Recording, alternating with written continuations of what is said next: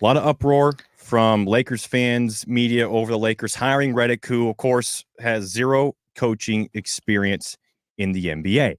Now, he played 4 years at Duke under Coach K in 17 very successful years in the NBA before retiring and becoming a media guy with ESPN. He was named to the A team for ESPN's final coverage with Mike Breen and Doris Burke. And, of course, started his own podcast with LeBron James that came out this year on YouTube.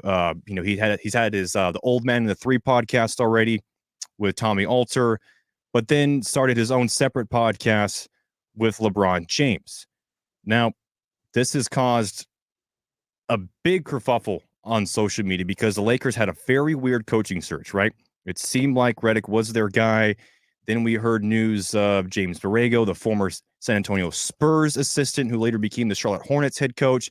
And then we had a weird moment where all of a sudden Dan Hurley, the Connecticut coach, became a huge part of the conversation, as it looked like the Lakers were making a Hail Mary, trying to hire Hurley from UConn. He decides to say, not really sure he had any interest at all in being the head coach of the Lakers. So then they kind of go back to the drawing board. They land on JJ Reddick and hire him yesterday. 4-year deal worth about $7-8 million per season. And if you're a Laker fan or an NBA fan, and you don't understand how Reddick gets a head coaching job over hundreds and hundreds of NBA coaches who have been waiting in line, let me tell you this. It's not the first time. Now, real quick, Borrego, who seemed to be the only other guy in this coaching hunt, been head coach for 5 seasons. He was the Magic head coach in 2014. Then went to Charlotte. 148 and 183 record as a head coach. Has never made the playoffs. Now, I'm not going to blame all his failures on himself because, well, winning in that Orlando market and then winning in Charlotte, not his fault. Very tough roster. So you're telling me you wanted a head coach who has never made the playoffs over Reddick? Okay, I understand. But let's remember, Reddick is not the first coach to be hired that has had zero coaching history in the NBA. In fact, it's happened a lot of times going back to the 1980s. But more recently, since we don't have that much time, let's go over a couple coaches who have had success and who have not.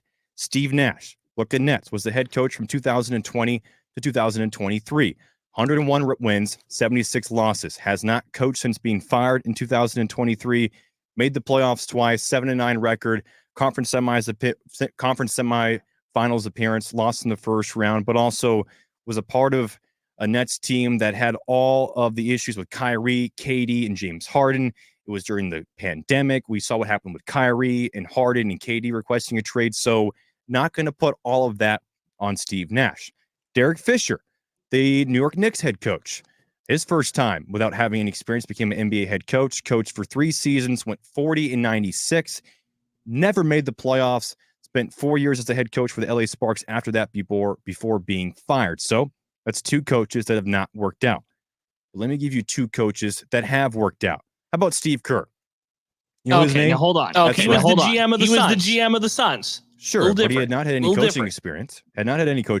In fact, he was a GM for 2 seasons, 3 seasons before going to the broadcast booth like Reddick, and spent a lot of time as the number 1 announcer with Reggie Miller on TNT for a handful of years before the Golden State Warriors hired him in 2014. And since then, he's reached the NBA Finals 6 times. He's won 4 NBA championships, and he's still the head coach. I don't think I need to spend too much time on Steve Kerr. And one other coach for you. Dallas Mavericks fans know who I'm talking about here. Jason Kidd. Now, of course, the Mavericks are his 3rd stint as a head coach. He began with the Brooklyn Nets, was there for 1 year, went 49 and 47. The team lost in the conference semifinals. Then he was eventually traded to Milwaukee, spent 4 seasons with Milwaukee, had 2 first-round exits, missed the playoffs once, and then was ultimately fired in January. Was picked up by the Lakers, won an NBA championship as an assistant coach before spending 2 seasons with the Dallas Mavericks, where he missed the playoffs in his first year, and then reached the NBA Finals in the second season, losing to the Boston Mavericks in 5. So all of this shows that, hey, it does not prove anything. You can have 0 coaching experience and be a good coach, or you can be a bad coach and it won't work out.